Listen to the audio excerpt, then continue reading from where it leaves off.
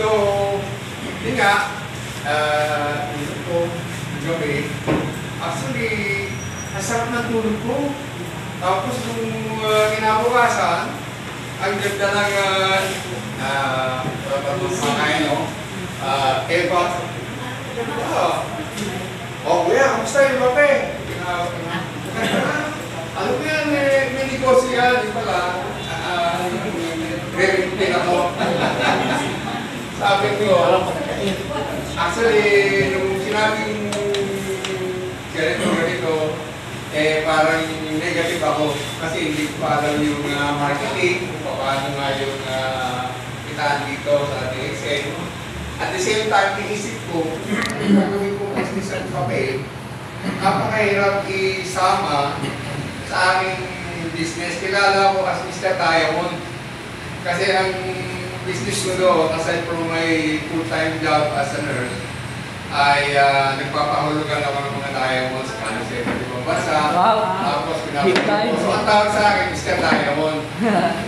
So, in-snap ko noong 2003, mayroong isang nagpadala sa akin ng telephone number ay doon ako na-recruit. So, paano na-recruit? Medyo ilang minutes lang. Baka ako kulangin. Anyway, to cut the story short, ay na-member ako ni Sir Per. Yan ang salary. Yun! Oh! Dito sa likod, oh. Before 2003, end of 2003, between 2000 and 2003, doon ako natutong mag-network.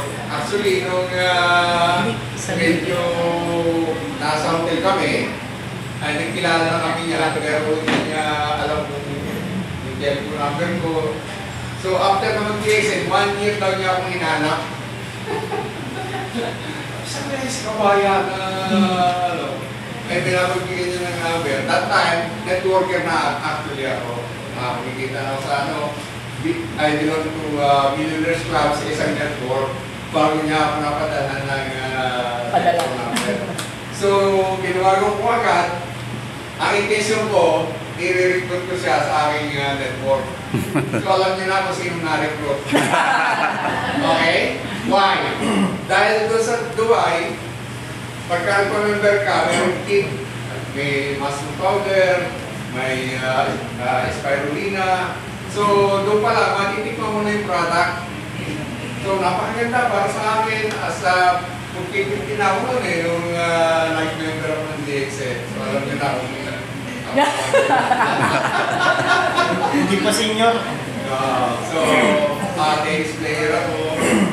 So, yung product na yun, actually, nagustuhan ko actually. So, ayun na, isa na yung time, mayroong mag-asawang doktor from India na doon ako nakapaninig ng about the product. And ang mother ko noon, medyo tagilid na, suffering from cancer, breast cancer for 5 years. And sabi ng kapatid ko, bro, uwi ka na kasi si mother nakahiga na lang. So, nasabi ko itong product, yung isa pa na ako, sir, i-research ko itong company na ito itong mushroom, Garma. After 3 days, tumawag ako, sabi niya, bro, nakita ko na, nakabili na ako ng maraming product. Sabi ko, paano mo i-member? Wala, pinamember ko sa binilan niya. So, nag-member yung kapatid ko nang hindi ako apply. Pero doon na, kagawin ko pa lang actually. So, hindi ko pa ramdam, hindi ko pa parang feel yung earnings dahil meron akong kita. Pero, yung umuwi ako, yung mother ko, may nabang na. Sabi ng mother ko, alam mo naman, kaya kung uwi ka para matatang mo kung buhay pa. Pero talaga sabi ng tatay ko, sa loob sa akin, napakaganda ng product na sinabi ko sa kapatid ko. Yung mother mo, pag yung sugar niya, nababahaw kasi nilalagyan namin ng powder. Bibigyan powder ba? Dating umuusip pa rin. Tumutulong na. Nakakalaw. Akita ko talaga na dumating ako. Yun lang.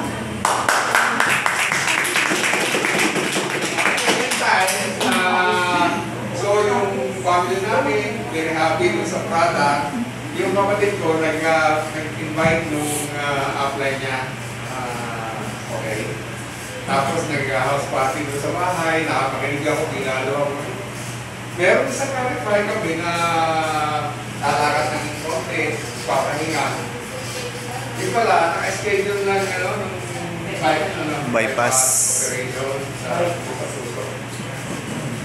Actually, yung tao na yun, hindi nakapirahan. Gumaling actually. Pero inaway niyo yung kapatid ko kasi upline ko kapatid. Nakapanchicks pa yung asawa niya. Sana dito na lang. So, bumalik ako dito. Yung mother ko malakas. So, noong 2004, minanahan ko yung pag-business. So, sa police ko, mga military, iba't ibang lahi, may high blood, may sugar.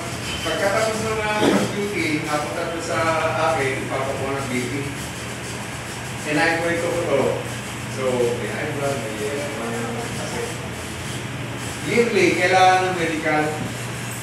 So, kailangan sila o sakit. Maintain nila yung kanilang kalusugan. So, nag-improve yung kanilang health. Tapos, yung doktor na may sakit din, tinatanong, sakit mo, bakit bumaba yung ganito mo? Mr. Gas, mushroom! So, lumaki yung network ko. Okay, after 1 month yata, bumas. Sir, punta ka rin sa Dubai at ikaw Star Ruby na. Ganun ba? Okay. So, within that year, naging isa tayo mo na rin ako. So, sabi ko, mahirap, instant ko yung DXC ng 2000. Dahil ako'y kilala mo siya tayo. Yung pala sa DXC, magiging tayo mo ako. Yes!